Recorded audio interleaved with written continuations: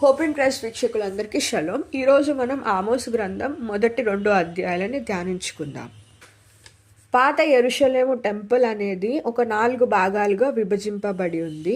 Christian quarter, Armenian quarter, Muslim quarter and Jewish quarter. దీన్ని మర్మంలో ఏంటి అని చెప్పి మనం గమనించినట్లయితే, ఇది యాకోబు సంతానం వారికి ప్రతీకగా 12 గోత్రముల వారి పేరుల ఆధారంగా మనకి ఈ ప్రాంతం అనేది విభజింపబడి ఉంది అని చెప్పేసి మనకి బైబిల్ చెప్తుంది చరిత్ర ఆధారాలతో.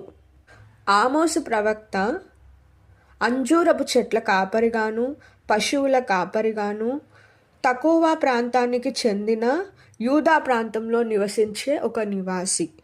ఇక్కడ మనం గమనించినట్లయితే ఆమోసు గ్రంథం అంతటిలో 3 నుంచి 4 సార్లు ఎవరైతే పాపము చేశారో వారి అందరినీ నేను శిక్షిస్తును అని చెప్పేసి రాసి ఉంది.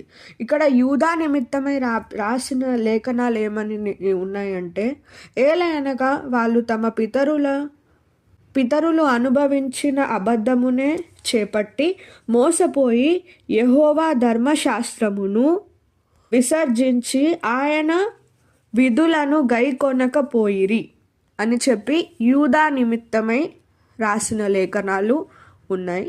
ఇజ్రాయేలు నిమిత్తమై ద్రవ్యమునకై దాని జనులు నీతిమంతులను అమ్మివేయుదురు, పాదరక్షల కొరకై బీదవారిని అమ్మివేయుదురు, దరిద్రుల చేతిలో మన్ను వేయుటకు బహు ఆశపడుదురు, దీనుల త్రోవకు అడ్డము వచ్చెదరు, తాకట్టుగా ఉంచబడిన బట్టలను అప్పగింపక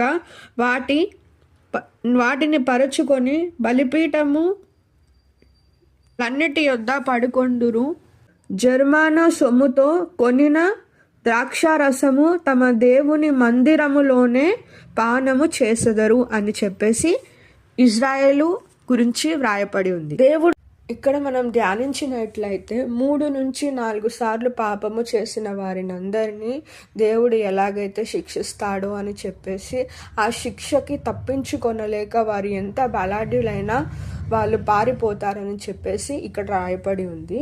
ఇజ్రాయేలులారా, ఈ మాట నిజమైనవి కావా?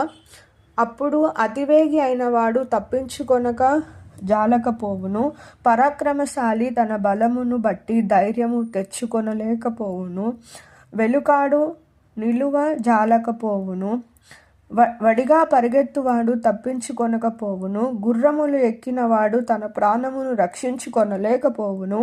మరి ఆ దినమందు బలాఢ్యులలో బహుధైర్యము గలవాడు దిగంబరి అయిపోవును అని చెప్పేసి ఆయన తీర్పు దినము రోజు ఇలా జరుగుతుందని చెప్పి దేవుడు లిఖితపూర్వకంగా రాస్తున్నాడు. సో తెలిసి పాపం చేస్తే దానికి తగ్గ పరిణామాలు దానికి ఉంటాయన్న మర్మాన్ని ఆమోసు గ్రంథం 1 అధ్యాయం 2వ అధ్యాయంలో మనం దేవుడు సెలవిస్తున్నట్లుగా మనం ధ్యానించుకున్నాం. చిన్న